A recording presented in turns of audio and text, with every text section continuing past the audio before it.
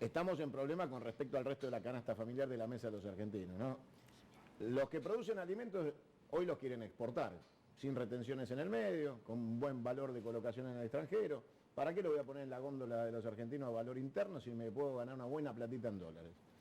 Liquido cada 10 años, porque el gobierno me dejó ahora que liquide cada 10 años las exportaciones.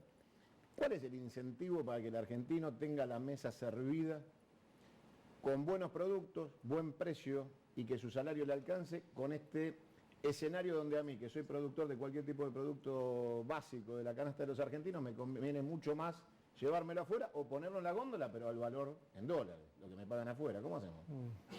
Bueno, pero si eso fuera así, las exportaciones estarían volando, y no están volando. No están volando. Nosotros seguimos teniendo un problema muy serio en el sector externo, y si usted mira las cuentas externas de Argentina, eso no se verifica. En realidad, las exportaciones nuestras son una fracción, casi 10% del producto, o sea, el grueso de la producción en la Argentina está orientada al mercado interno.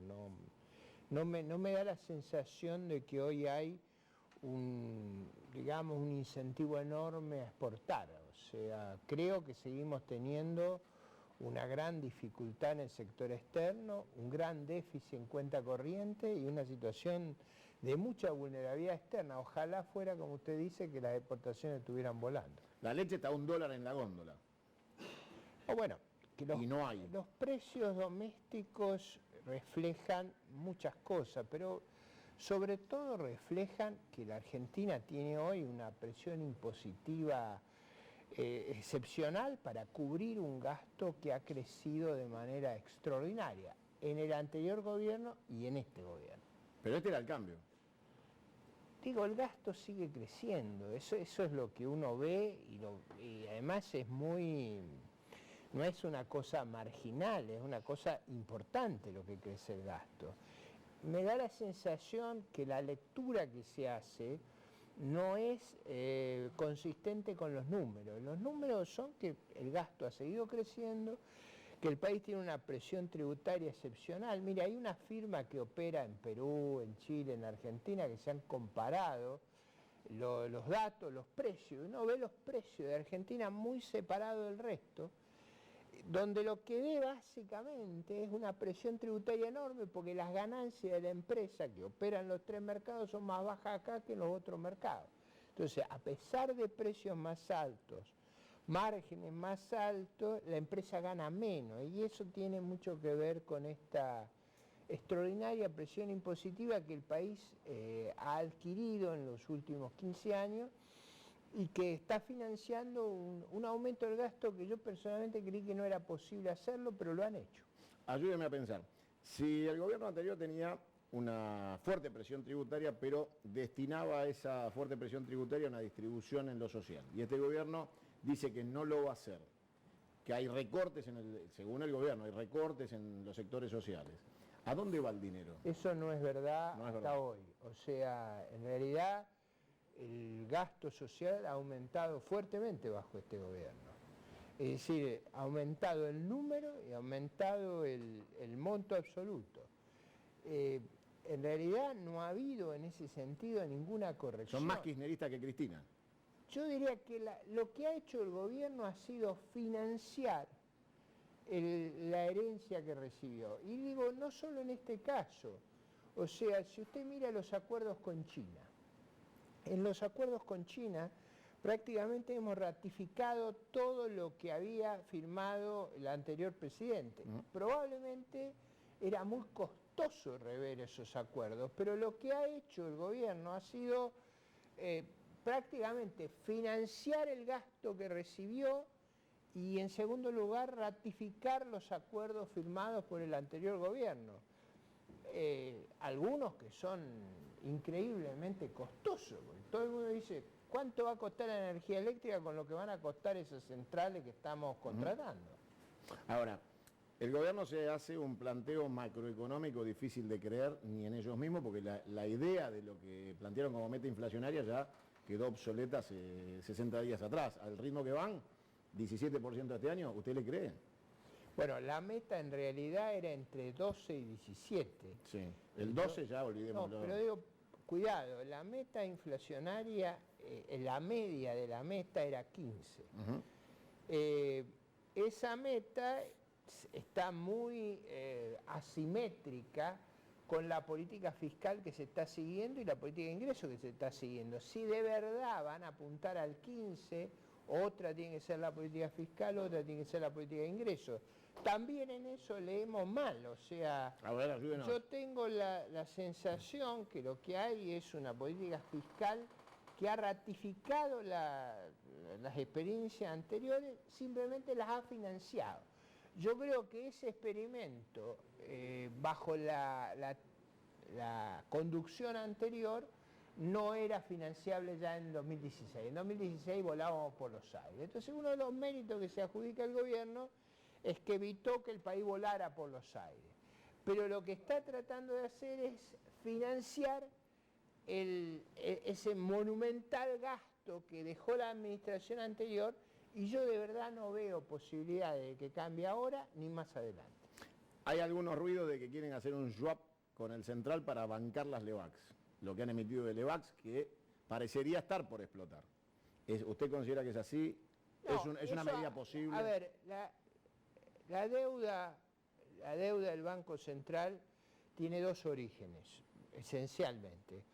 Uno es financiar el Tesoro, es decir, le presta dinero el Banco Central al Tesoro y por el otro lado lo obtiene por LEVAX. Y la otra ha sido financiar la adquisición de reservas internacionales, ha subido las reservas fuertemente. Producto de endeudamiento. No, bueno, es decir, si de otra manera habría que tener superávit fiscal. Acá lo que nadie relaciona es a la deuda con el déficit. Y yo relaciono la deuda con el déficit con el gasto, porque yo creo que la presión tributaria que tenemos es extravagante. Entonces, ¿Me repite el término? Extravagante. La presión tributaria es extravagante. Mírela, compárelo. Yo miro mucho las compañías que se desempeñan en Perú, en Chile, en Argentina, porque ahí es fácil la comparación. Y usted ve que la presión tributaria nuestra, sobre todo de los sectores que pagan impuestos, es inmensa. Entonces yo creo que eso no es viable. A mí me dice, bueno, ¿por qué no despega la economía? Es que esto es un avión que tiene exceso de peso, no carretea nomás, no puede despegar. Y no puede despegar porque tiene esa carga, ese gasto extraordinario que ha acumulado a lo largo de los años y que el gobierno está financiando. Por eso cuando dice cambió la política, no cambió, al revés, yo diría, en materia de política social han gastado más que el gobierno anterior. Bájeme peso del avión para que despegue. ¿Qué baja López Murphy?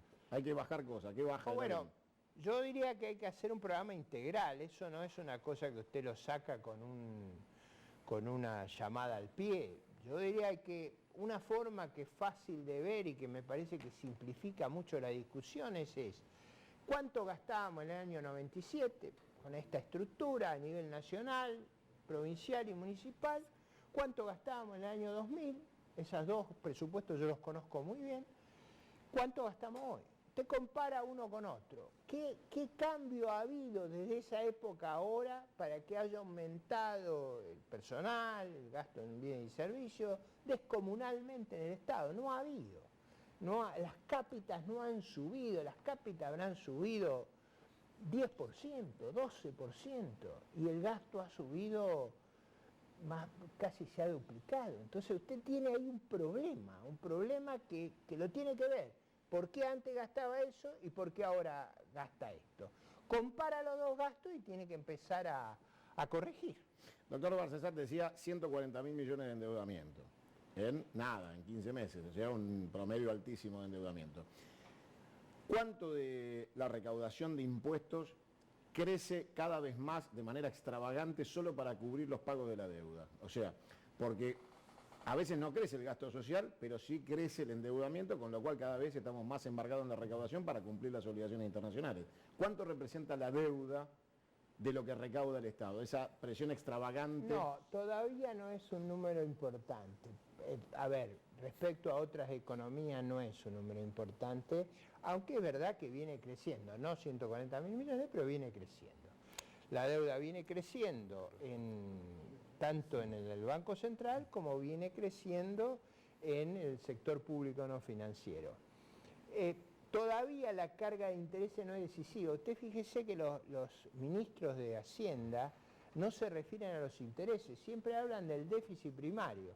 Para que la gente entienda, al déficit primario hay que sumarle los intereses, hay que sumarle los desequilibrios de las provincias, hay que sumarle el déficit del Banco Central. Cuando usted hace esa bola es un número importante.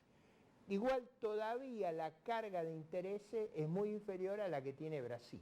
Eso todavía Brasil tiene una deuda mucho más significativa que la nuestra, aun cuando el desequilibrio antes de intereses es menor que el nuestro.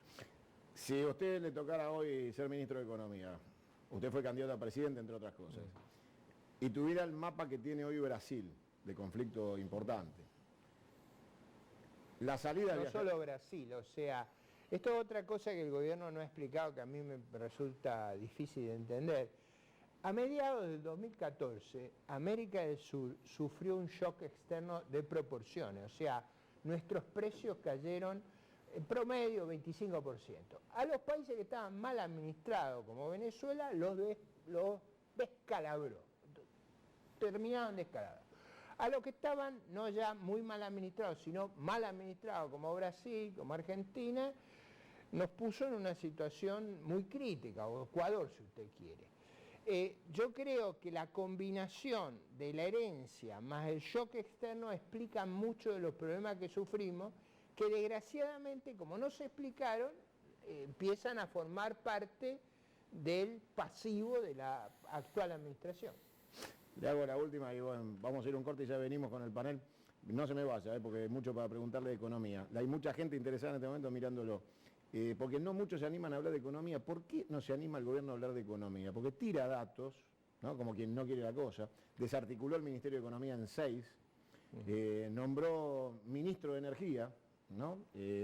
Tenemos en un ministro de Economía que, bueno, yo creo que como periodista debe ser una carrera ministerial ser periodista, en cualquier momento no me van a convocar, ¿no? O sea, debe ser una cualidad extraordinaria para ser ministro de Economía.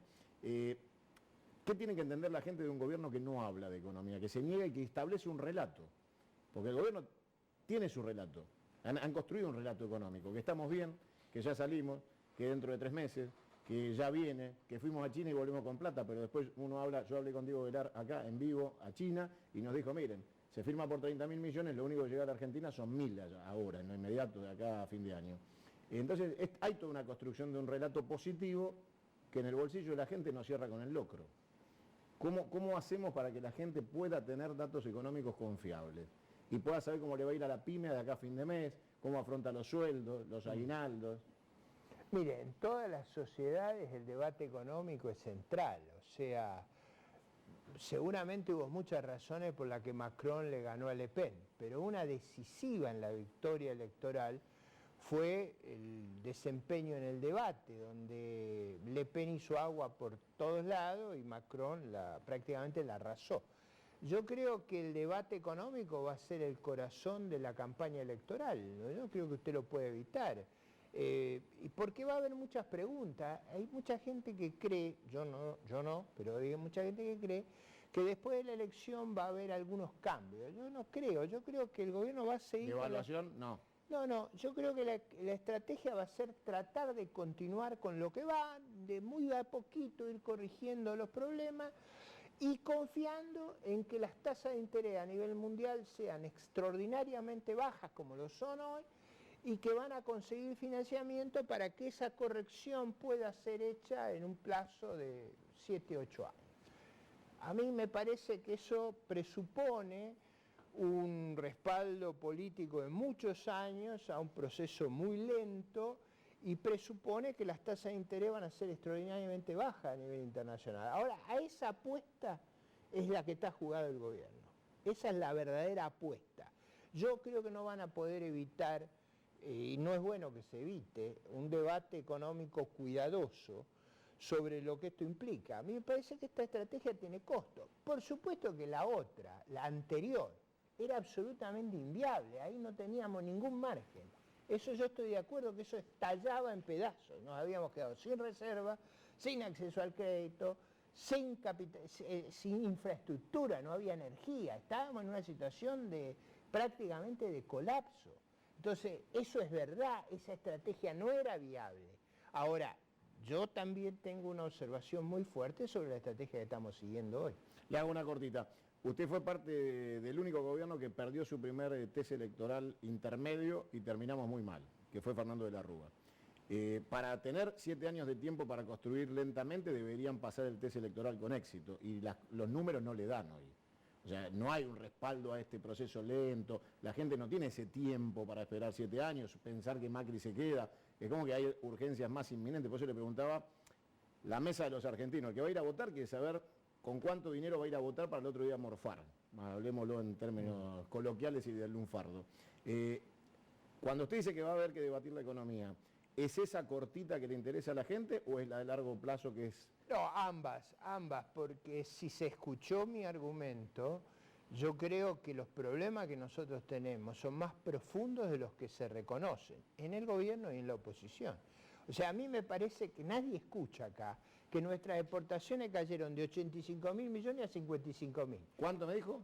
De 85.000 millones en el año 2011 a 55.000 y 56.000.